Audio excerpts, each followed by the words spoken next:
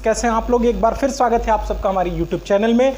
और आज के वीडियो लेक्चर में हम बात करेंगे exercise 1.4 class 11th chapter 1 sets. तो सेट्स का हम एक्सरसाइज 1.4 आज सॉल्व करेंगे। प्रीवियस वीडियो में हमने इससे रिलेटेड थ्योरी पढ़ा था। दो वीडियो इससे पहले हमने अपलोड किया जिसमें हमने ऑपरेशन ऑन सेट्स और वेन डायग्राम को डिफाइन किया और इस एक्सरसाइज के फर्स्ट 3 क्वेश्चंस को हमने सॉल्व भी किया था। तो आज क्वेश्चन नंबर 4 से स्टार्ट करते हैं। क्वेश्चन नंबर 4 में क्या पूछा गया है? क्वेश्चन नंबर 4 में पूछा जा रहा है, बहुत इजी है ये एक्सरसाइज। अगर प्रीवियस वीडियो आपने देखा है तो आपके लिए इजी है। If a is equal to 1 2 3 4, b is equal to 3 4 5 6, c is equal to 5 6 7 8, d is equal to 7 8 9 10, then find a union b। a और b का union means a union b में कौन से एलिमेंट आते हैं जो या तो a में है या तो b में है या दोनों में है। सभी को लिखा जाता है, किसी एलिमेंट को डबल नहीं लिखना है। तो पहले a के सभी एलिमेंट को लिख लेते हैं 1 2 3 4। अब b के एलिमेंट्स को लिखते हैं 3 4। तो ऑलरेडी लिखा है 3 4, इसमें 5 6 एक्स्ट्रा है तो 5 6 हमने लिख लिया। ये a यूनियन b हो गया। देखा आपने कितना इजी है, ये बहुत इजी वे में आप कर सकते हो। इसी तरह a यूनियन c। अब की बार a और c को हमको यूनियन करना है, कंबाइन करना है a और c का। तो पहले a के एलिमेंट्स को लिख लेते हैं 1 2 3 4। अब देखते हैं कि क्या c में कोई ऐसा भी एलिमेंट है जो a में नहीं हो, उस छूट गया हो, तो उसको भी लिख लेते हैं 5 6 7 8। तो 5 6 7 8 मीन्स उन सभी एलिमेंट्स को हमको लिख देना है जो या तो a में है या तो b में है या दोनों में है। उनको ये ध्यान रखना है कि 2 बार नहीं लिखना है, एक ही बार लिखना है। तो 1 2 3 4 a में थे, 5 6 7 8 b में थे। इसमें कॉमन कुछ भी नहीं था तो इसको छोड़ दिया। अब a union b union c यानी 5th क्वेश्चन हमने कराने जा रहे हैं। 5th क्वेश्चन में क्या करना है, सभी क्वेश्चन इसका नहीं कराएंगे, बहुत इजी है। तो हर टाइप का एक एक क्वेश्चन टच कर लेते हैं।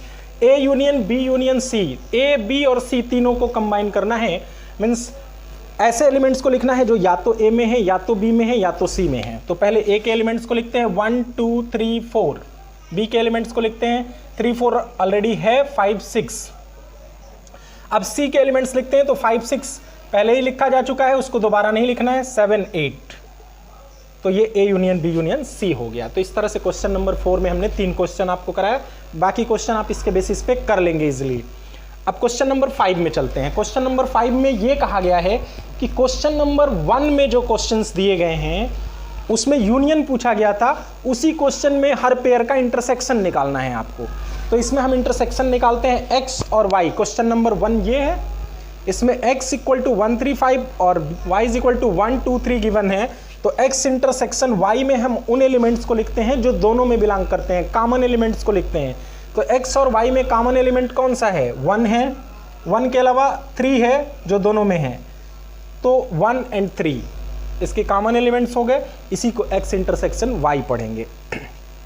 अब थर्ड क्वेश्चन कर लेते हैं। ये फर्स्ट था, फर्स्ट का फर्स्ट पार्ट था, उसी का थर्ड पार्ट एक जो सेट बिल्डर फॉर्म में लिखा है उसको भी करके दिखा देते हैं। x such that x is a natural number and multiple of 3। b क्या है? x such that x is a natural number and less than 6। अब इन दोनों में कॉमन क्या होगा? तो कॉमन का मतलब कि जो इसको भी सेटिस्फाई करता हो इसको भी सेटिस्फाई करता हो। तो हमें ऐसे एलिमेंट लेने पड़ेंगे जो 3 के मल्टीपल तो हो बट 6 से लेस हो। तो ऐसे कौन कौन से नंबर होंगे? सिर्फ 3 होगा, अकेला 3 होगा जो 3 का मल्टीपल भी है और 6 से लेस भी है। तो या तो ऐसे लिख सकते हैं रोस्टर फॉर्म में, या फिर सेट बिल्डर फॉर्म में लिखना चाहें तो ऐसे लिख देंगे x such that x is a multiple of 3 and less than 6। तो उस तरह भी लिखा जा सकता है सेट बिल्डर फॉर्म में। और x such that x is multiple of 3 and x less than 6। x is a natural number. अब इसका 5th पार्ट देख लेते हैं। a is equal to 1 2 3 and b is equal to 5 given है। तो a intersection b इसमें क्या होगा? a और b में क्या कॉमन होगा? b तो इम्प्टी सेट है, उसमें कुछ ही है ही नहीं, तो कॉमन भी कुछ नहीं होगा। Means empty set, that is 5 इसका आंसर होगा। Question number 6। क्वेश्चन नंबर 6 में गिवन है if a is equal to 3 5 7 9 11, b is equal to 7 9 11 13, c is equal to 11 13 15, d is equal to 15 17। Then find A intersection B, means A और B में क्या common है ये हमें find करना है। 3, 5, 7, 9, 11, 7, 9, 11, 13, तो कॉमन कौन कौन से एलिमेंट्स हैं? 7 कॉमन है, 9 कॉमन है एंड 11 कॉमन है, तो ए इंटरसेक्शन बी में आएगा 7, 9, 11। बी इंटरसेक्शन सी, बी और सी में क्या कॉमन है? 7, 9, 11, 13, 11, 13, 15, तो इसमें 11 एंड 13 कॉमन है, तो बी इंटरसेक्शन सी में आएगा 11, 13। A intersection B union C यहाँ लेना है, तो सबसे पहले हम ए को लिख लेते हैं। यहाँ पे ए है 3, 5, 7, 9 एंड 11। अब बी यूनियन सी को पहले लिख लेते हैं। बी यूनियन सी क्या होगा? पहले बी यूनियन सी निकालते हैं, तो 7, 9, 11, 13, ये दोनों तो कॉमन एलिमेंट्स हैं, इसके अलावा क्या बच रहा है? 15। अब देखेंगे इन दोनों में कॉमन क्या है, क्योंकि इसका इंटरसेक्शन बी यूनियन सी के साथ लेना था, तो पहले हमने बी यूनियन सी लिख लिया, इधर ए लिख लिया। अब इन दोनों में देखेंगे इंटरसेक्शन कॉमन क्या है, तो कॉमन है 7, 9 एंड 11, ये आंसर हुआ। इसी का 9th पार्ट देख लेते हैं, A intersection B union C, तो पहले ए इंटरसेक्शन बी निकालते हैं। ए इंटरसेक्शन बी हमने निकाला है, कितना आया? 7, 9 एंड 11।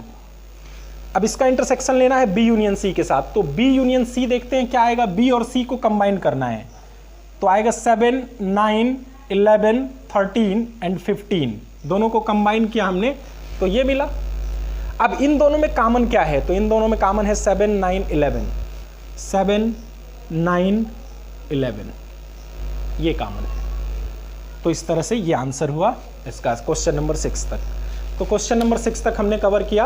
अब क्वेश्चन नंबर, तो स्टूडेंट्स आइए देखते हैं क्वेश्चन नंबर 7। क्वेश्चन नंबर 7 में है A B C D given है, ए इंटरसेक्शन बी निकालना है, ए इंटरसेक्शन सी निकालना है, A intersection D, B intersection C, सबका इंटरसेक्शन निकालना है। तो आइए फर्स्ट में देखते हैं ए इंटरसेक्शन बी। एक ऐसा सेट है x such that x is a natural number, B है x such that x is an even natural number. तो नेचुरल नंबर और इवन नेचुरल नंबर में क्या कॉमन होगा? सभी even natural numbers natural number में ही आते हैं, तो इसमें कॉमन हो जाएगा x such that x is an even natural number, ये इसमें कॉमन होगा इंटरसेक्शन बी में, क्योंकि 1, 2, 3, 4 एंड सो ऑन क्या होते हैं? सब नेचुरल नंबर्स हैं, और इवन नेचुरल नंबर्स हैं 2, 4, 6, 8 एंड सो ऑन। तो इन सब में कॉमन क्या है? 2, 4, 6, 8, यही सब कॉमन है, क्योंकि नेचुरल नंबर में तो सभी है और उसी का एक पार्ट है इवन नेचुरल नंबर। तो A intersection B equal to होगा x such that x is a natural number, या फिर आप डायरेक्ट लिख सकते हो बी के इक्वल होगा ये।